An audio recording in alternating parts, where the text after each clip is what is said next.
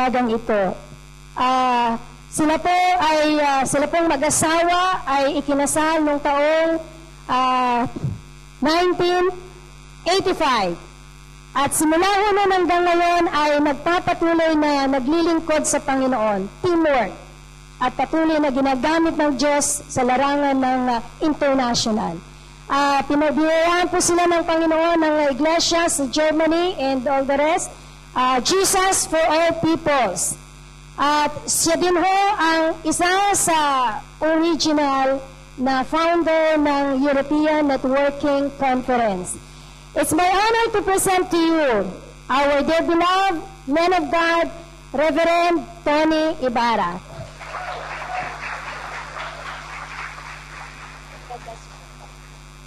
Maraming salamat po, Pastola. Magandang tanghali po sa inyong lahat. Purihin po ang Panginoon at ipinagpapala po namin at si Kay at si Julius sa kanilang bagong buhay bilang mag-asawa. God bless you. Let me just say to you, it's a great celebration to have the wedding, but it takes a lifetime to work a home and a marriage. God bless you. Muli ko po kayong inaanyayahan sa darating pong 20th Euronet Conference sa gaganapin po sa Frankfurt, Germany. So kami po ang mag-host kasi po ito na po ang ating last na Euronet Filipino Networking Conference this year. And kung meron pa mo po magpapatuloy, we'll give it to the younger pastors and younger generation. And gagawin po sa October 30, October 31, November 1, at matatapos po ng Sabado, November 2. So ipag-pray nyo po. Ang nais po namin this year, ang theme will be the holiness of God.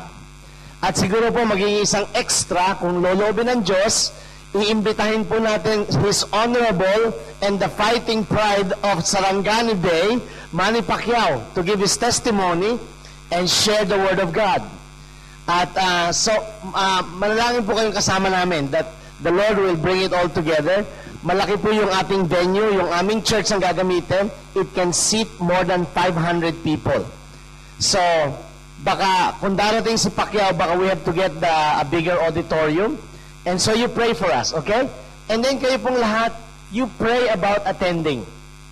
Are you blessed with the Euronet? Okay. So anyway po, I want to preach to you about the subject of faith. How many of you understand that faith is very important?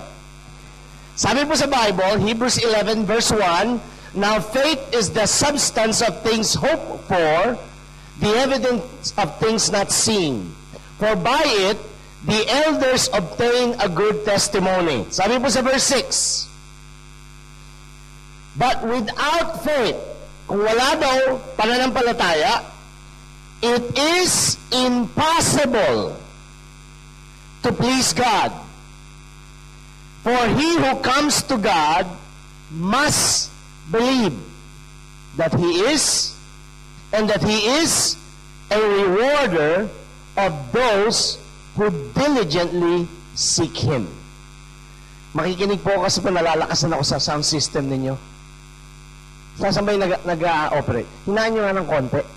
And then put a little bit of treble and then hinaan nyo ng konti. Thank you. Hinaan pa ng konti. That's good. Can you hear me at the back? Alright, very good. So, and without faith, it is impossible to please God.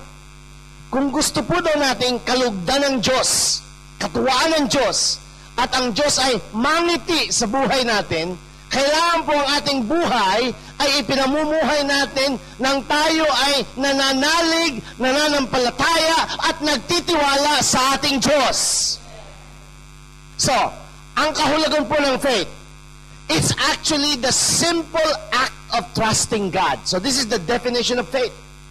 It is to actually trust in God. Sabihin mo sa katabi mo, ang manampalataya ay ang magtiwala. O ito po ang problema natin. It's faith in God. Nakikita mo ba ang Diyos? God is spirit, and they that worship Him must worship Him in spirit and truth. Kaya, meron po rin tayong challenge. Although faith is basically simply defined as the act of trusting God, it's difficult for some people. Sapagkat po ang karamihan ng mga tao, ang kanilang philosophy sa buhay nila ay to see is to believe. Maniniwala ako, pastor, pag nakita ko. According to the Bible, hindi po yun ang biblical faith. Ang biblical faith po, maniwala ka at ikaw ay makakakita. Pero kung hihintayin mo na makakita bago maniwala, eh baka puti na yung uwak, hindi ka pa nakakakita. And I don't want anybody to go to that length. Kung kayo po ay bago dito sa iglesia, no? You are coming here for the first time, kayo bisita. Sinasabi ko sa inyo, ang kapangyarihan po ng faith, ang tanging kailangan ng bawat tao. Yung nga mga tao na hindi naniniwala sa Diyos, kung minsan, ang kanilang pananampalataya sa sistema ng gobyerno, sa sistema ng bangko, sa sistema ng mga negosyo, ay higit pa kesa sa pananampalataya nila sa Diyos na siyang lumikha ng sansinukuban. Ang lalim nun, ano? Sige. Siyang lumikha ng universe. Ang mga Pilipino, mas English pa kung minsan eh. So, if God created the heavens and the earth, the universe, and all the planets, and all the galaxies, and all the Milky Ways, how can we not trust Him?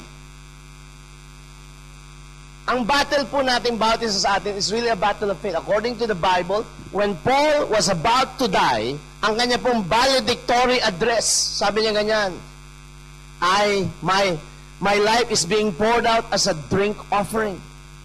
But, he said, I have finished the course. I have run the race. And I have fought the good fight of faith. Amen.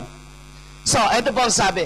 Tuturuan ko po kayo ng principles how you can believe God.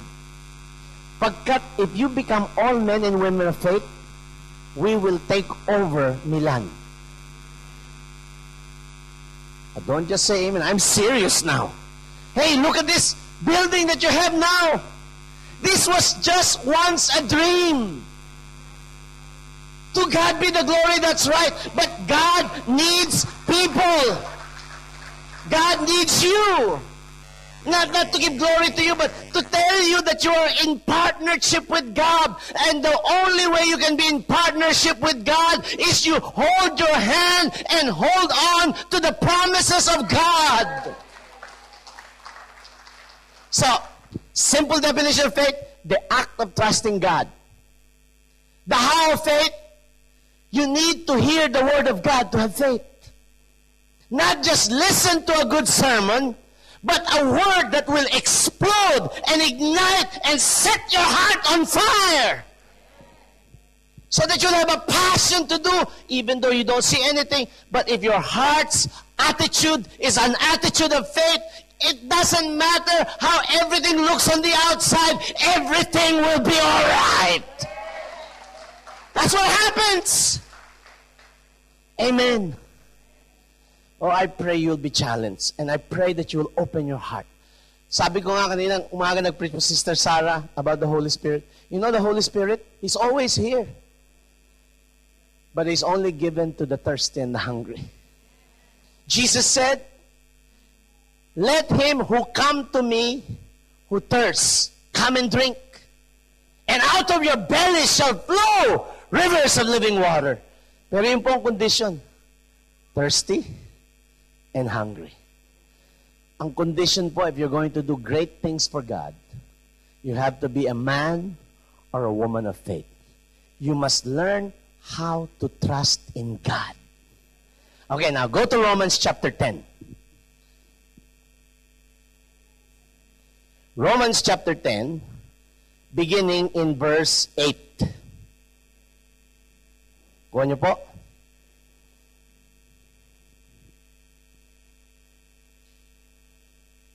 Okay lang po ba, Pastor, kung tatanggalin ko yung jacket ko? I'm on fire. Hallelujah!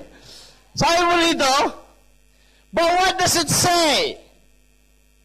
The word is near you, in your mouth, and in your heart. Gaano po kalapit ang salita ng Diyos na nagbibigay ng pananampalataya? It's so near you, it's in your mouth, and it's in your heart. That is the word of faith, which we preach.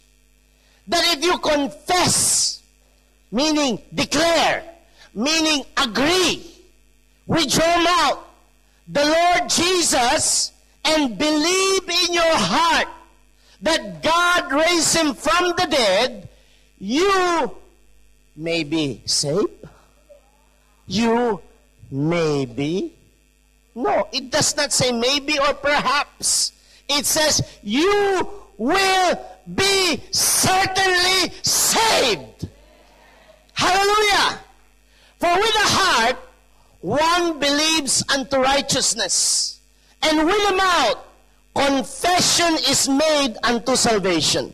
For the scripture says, whoever believes on him, you're not just believing a doctrine, you're believing in the person. And that person is the person of Jesus Christ. That's why it's so powerful when a person says, I believe. It's more powerful than I can do. But when you believe, I want to tell you, there is no limit to what God can do to you. It's true. You may begin as a single seed. That's why when the Bible describes faith, first the definition of faith, the description of faith in the Bible is many.